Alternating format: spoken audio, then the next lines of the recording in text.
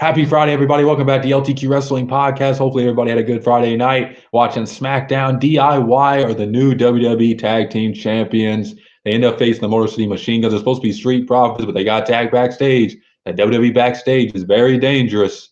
Got to watch out for that. But they get attacked. They end up showing Nick Aldis talking with the Machine Guns. Gargano walks in and says, "You know what? DIY is available. We'll do the match." And Nick Aldis says, "This is just so short notice. We can't do this." And Alex Shelley says, "You know what? Let's do it. Let's do the match." So they end up having about pretty solid 10-minute match. And the shocking ending is what threw a lot of fans, including myself, by a loop in a good way. Gargano low blows Chris Sabin, and Alex Shelley's like, "What are you doing, Johnny? What's going on?" And Johnny's looking around and he super kicks Alex Shelley. They hit their finisher, and DIY are your new WWE Tag Team Champions. Hell of a swerve here by WWE. I think it was so well done. And this is 2 in 1 week. Nakamura, DIY, they're cooking right now. The New Day segment, just WWE's cooking on all cylinders right now when it comes to swerves and stories and everything. And this is another example. And I get it. Fans are mad the Street Profits weren't in this match. I get it. But I do think the Street Profits are going to be the ones to beat DIY for the titles.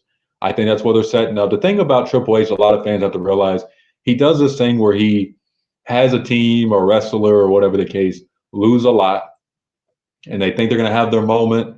Obviously, with Chad Gable, it didn't happen, but he wants them to, just keep losing, but then eventually their moment happens, and it's a bigger deal because they fought so hard to get there, and they crawled from the bottom to get to the top and all that other stuff. I do think that's the direction to go with DIY.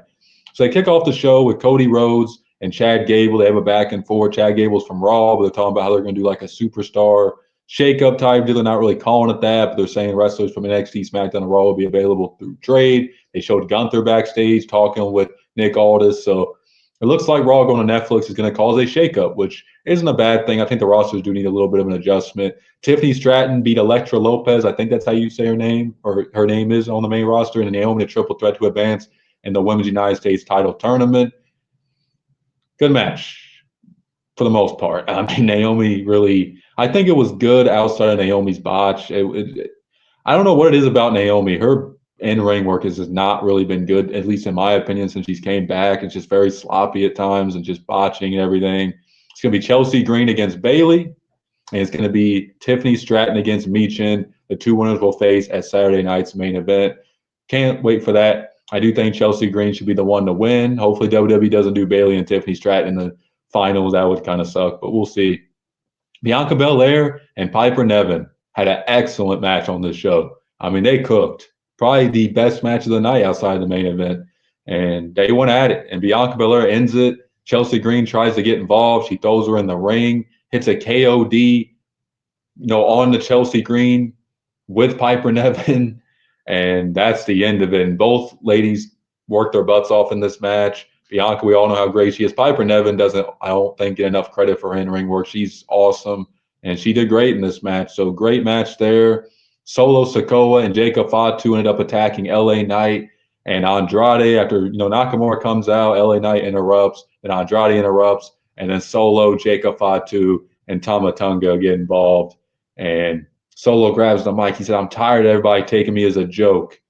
Got to be more serious. I'm still your tribal chief. I still have this, everything." So Solo sends a message well received.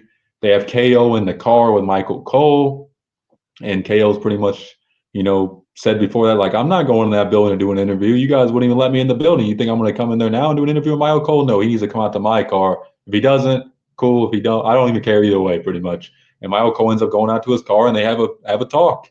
And he says KO's being a little bit too dramatic, and KO says, Cody turned his back on him, and it's been all about Cody, and Cody's logo's all over, and Cody quit on the company. KO didn't. In 2017, KO was here, all that other stuff. And Michael Cole said, "You just need to look yourself in the mirror and realize you're the problem."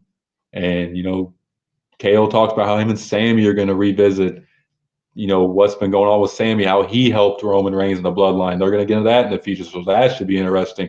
I've just been enjoying KO as a heel in general. I think it's just been very well booked.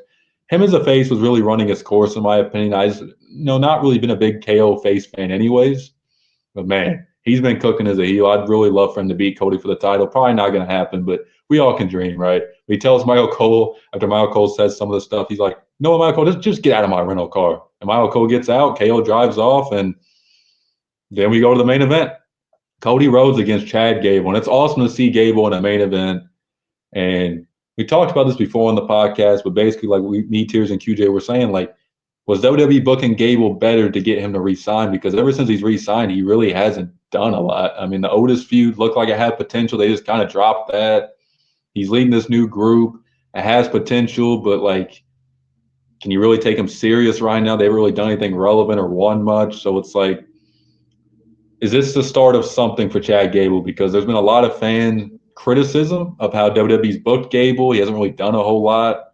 So hopefully this is a start of it. Man, him and Cody had a great match, back and forth, ankle locks, crossroads, all that stuff. Cody ends up hitting the crossroads, gets the win, and then KO standing above him on his hurt ankle. They end up getting to a brawl to end the show, pretty much building up their main event of Saturday night's main event.